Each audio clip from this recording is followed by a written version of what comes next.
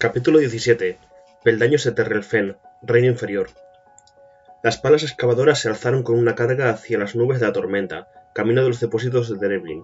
Lindbeck, viéndoselas ascender, se preguntó cuánto tardarían en descargar la coralita y volver en busca de más. ¿Cuánto tardaría alguien en descubrir su marca? ¿Le advertiría a alguien? Y, si era así, ¿sería algún simpatizante de su causa o un ofinista? Si le encontraba un ofinista, ¿cuál sería su reacción más probable? Si era un amigo, ¿cuánto tardaría en ensamblar el manipulador? ¿Llegaría a tiempo de salvarlo de la muerte por frío o inanición? Estos lúgubres pensamientos eran inusuales en Lindbeck, quien por lo general no se atormentaba con preocupaciones, sino que tenía un carácter alegre y optimista. Tendía a ver lo mejor en la gente. No sentía ninguna animadversión contra nadie por el hecho de que lo hubieran atado al plumas de Justiz y lo hubieran lanzado allí abajo a una muerte segura. El supervisor jefe y el ofinista jefe habían hecho lo que consideraban mejor para el pueblo. No era culpa suya si creían en aquellos que afirmaban ser dioses. No era extraño que el supervisor y sus seguidores no hubieran creído la historia que les contaba, ni la propia Jarre lo había aceptado. Tal vez fue pensar en Jarre lo que dejó a Lindbeck triste y desanimado. Confiadamente había dado por seguro que ella, al menos, tomaba en serio su descubrimiento de que los güelfos no eran dioses. Lindbeck, encogido y tiritando en el fondo de la zanja, aún no podía aceptar el hecho de que no era así. Aquella certeza casi había echado a perder toda la ejecución. Ahora que la emoción inicial había pasado y no tenía otra cosa que hacer sino esperar que todo saliera bien e intentar no pensar que había un increíble número de cosas que podían salir mal, Lindbeck empezó a reflexionar seriamente en lo que sucedería cuando, no si, fuera a rescatarlo. ¿Cómo pueden aceptarme como líder si creen que miento?, preguntó a un reguero de agua que corría por la pared de la zanja. ¿Por qué quieren que vuelva siquiera? Jarre y yo siempre hemos dicho que la virtud más importante es la verdad, que la búsqueda de la verdad debía ser nuestro objetivo supremo. Ahora Jarre cree que miento, y pese a ello, es evidente que espera que continúe como líder de nuestra unión. ¿Y cuando regrese, qué? Lindbeck lo vio claramente con más nitidez de lo que había visto en nada en años. Me seguirá la corriente. Sí, eso harán todos. Oh, sí, me mantendrán como líder de la unión. Al fin y al cabo, los dictadores me han juzgado y me han dejado vivir, pero sabrán que eso es un engaño. Más aún, yo mismo sabré que es un engaño. Los dictadores no tienen nada que ver con esto. Habría sido la astucia de Jarre lo que me habrá devuelto a Drevlin, y ella lo sabrá y yo también. ¡Mentir! Eso será lo que haremos. El Geg estaba cada vez más trastornado. Sí, claro, continuó. Tendremos muchos nuevos simpatizantes, pero vendrán a nosotros por razones equivocadas. ¿Puede basarse una revolución en una mentira? ¡No! Lindbeck apretó con fuerza un puño recio y mojado. Es como edificar una casa sobre barro. Tarde o temprano se hundirá bajo sus pies. Tal vez me quede desde aquí abajo. Eso es, no volveré. Pero eso no demostraría nada, reflexionó. Simplemente pensarán que los dictadores me han condenado y eso no ayudaría en absoluto a la causa. Ya sé, les escribiré una nota y la enviaré en el manipulador en lugar de subir yo. Ve algunas plumas de tiro por aquí. Usaré una para escribir. Como tinta emplearé el limo. Se incorporó de un salto y murmuró. Al escoger quedarme aquí abajo y tal vez morir donde me encuentro. Sí, suena bien. Espero demostraros que cuando os he dicho sobre los güelfos es cierto. No puedo ser el líder de quienes no creen en mí, de quienes han perdido la fe en mí. Sí, está bien. Lindbeck trató de parecer animado, pero advirtió que la complacencia por el discurso se desvanecía con rapidez. Tenía hambre y estaba mojado, frío y asustado. La tormenta estaba cesando y extendía sobre él un silencio espantoso, terrible. Un silencio que le recordaba el gran silencio, el perpetuo oír nada. Recordó que estaba ante el perpetuo oír nada y se dio cuenta de que la muerte que le hablaba con tanta ligereza podía resultarle sumamente penosa. Después, como si la muerte no fuera suficiente, imaginó a Jarre recibiendo la nota, leyéndola con los labios apretados y aquella arruga que siempre le aparecía sobre la nariz cuando estaba disgustada. Lindbeck ni siquiera necesitaría las gafas para leer la nota, que ella le enviaría entonces. Casi podía oír ya su contestación. «Lindbeck, déjate de tonterías y sube inmediatamente». «Oh, Jarre», musitó con tristeza para sí. Si al menos tú me hubieses creído, los demás no importan, pero tú. Un impacto que sacudió el suelo le hizo vibrar los huesos y rechinar los dientes, sacándolo de su desesperación y arrojándolo al suelo simultáneamente. Tendido de espaldas, desconcertado y mirando hacia lo alto de la zanja, el Geg se preguntó si ya habrían regresado las excavadoras. ¿Tan pronto? Si no le había dado tiempo de escribir la nota. Se incorporó aún aturdido y contempló la penumbra gris.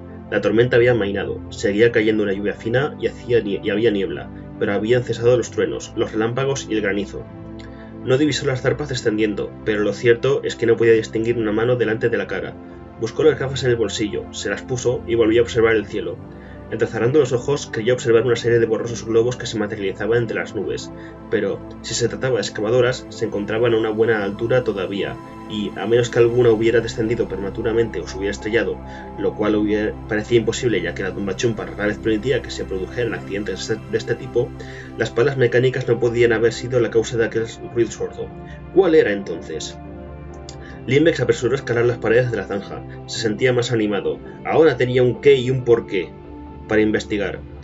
Al llegar al borde de la zanja, se asomó con cautela para observar. Al principio no vio nada, pero fue porque no miraba en la dirección correcta.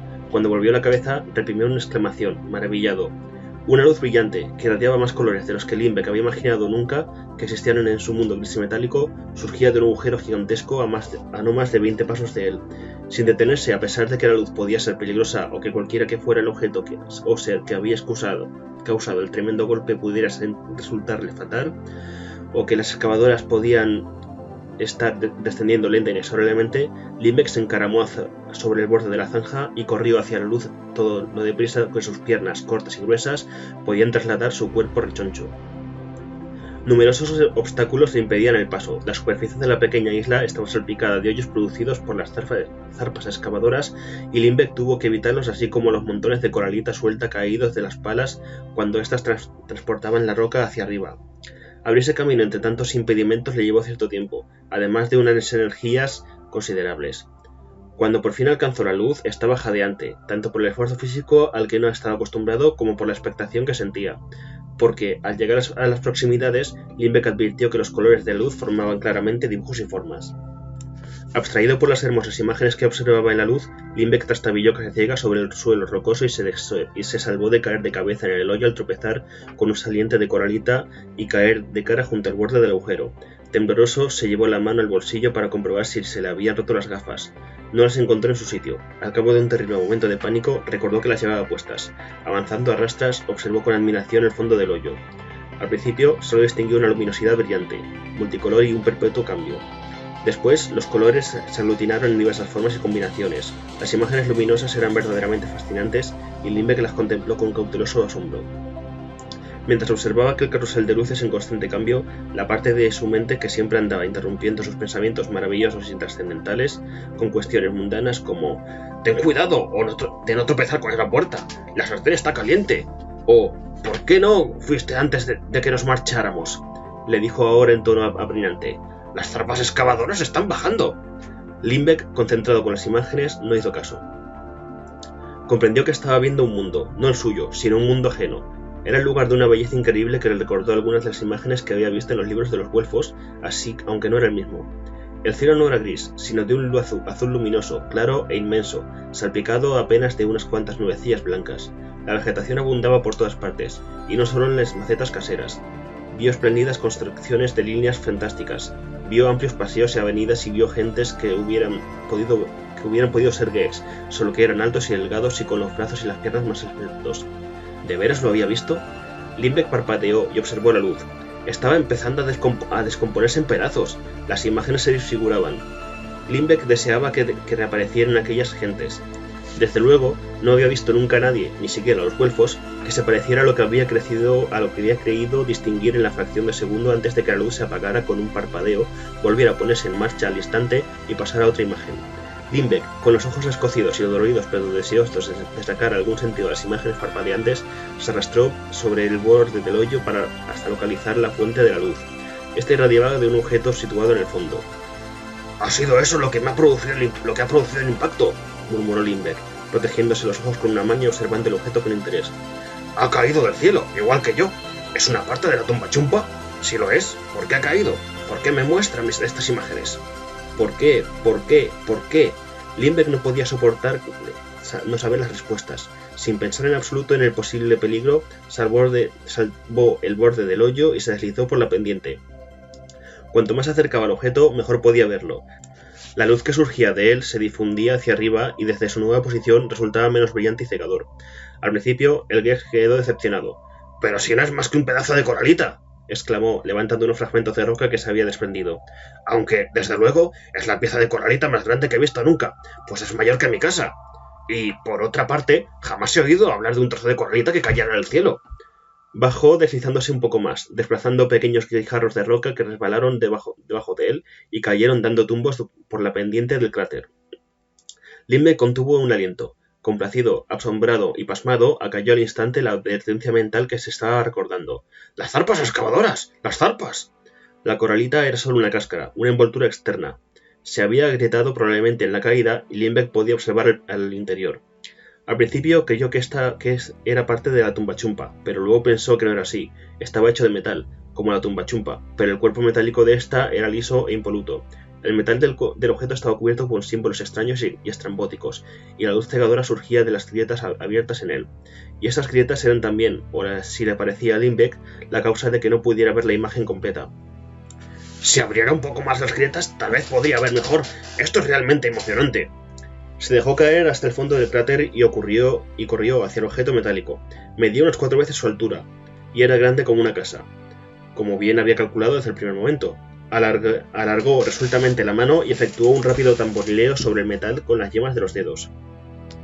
No estaba caliente al tacto, cosa que Lindbergh temía debido a la luz resplandeciente que surgía de su interior. El metal estaba frío, y el Geg pudo apoyar la mano en él e incluso seguir con los dedos los símbolos grabados en su superficie. Encima de él sonó un crujido extraño y de mal agüero, mientras aquella molesta parte de su cerebro seguía chillándole algo acerca de las palas excavadoras que descendían, pero Lindbergh ordenó a aquella voz interna que se callara y dejara de molestarlo. Aplicó la mano a una de las rendijas y advirtió que éstas corrían alrededor de los símbolos, pero no cortaban ninguno de ellos. Lindbergh empezó a dar tirones de ambas partes de la grieta para ver si podía abrirlo un poco más. Sin embargo, sus manos parecían reacias a llevar a cabo la tarea asignada y Lindbergh entendió la razón. De pronto lo había asaltado el desagradable recuerdo de la nave Wolf accidentada. ¡Cuerpos putrefactos! Pero me condujeron a la verdad. La idea pasó por su mente con la rapidez de un latido y, obligándose a no volver a pensar en ello, dio un enérgico tirón a los bordes de la rendija de metal. La grieta se ensanchó y toda la estructura metálica empezó a estremecerse con una vibración. Lindbergh retiró las manos y retrocedió de un salto, pero al parecer el objeto solo estaba asentándose mejor en el cráter, pues el movimiento no tardó en cesar. Con cautela, Lindbergh se acercó de nuevo y esta vez escuchó algo. Era una especie de gemido. Aplicó el oído a la rendija y escuchó con atención, deseando que los crujidos de las palas excavadoras que descendían de los cielos cesaran y le permitieran oír mejor. Volvió a captar el gemido más fuerte, esta vez, y no tuvo la menor duda de que había algo vivo en el interior de la cáscara metálica y que estaba herido. Todos los Gegs, incluso los más débiles, poseen una fuerza tremenda en los brazos y el cuerpo. Lindbergh colocó las manos a ambos lados de la grieta y empujó con todas sus energías.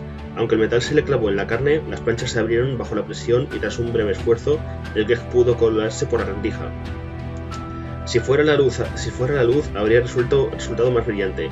Allí dentro el fulgor era cegador y Lindbergh desesperó de poder ver algo. Finalmente localizó la fuente de resplandor, irradiando desde el centro de lo que el Geg, por asociación con el pasado, había dado a considerar una nave.